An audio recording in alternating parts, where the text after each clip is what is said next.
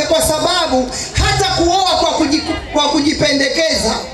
Don't pray for your boyfriend. Msome umjue anakupenda kweli au anapenda kitu ulicho nacho. Study the guy. Don't pay for them anything.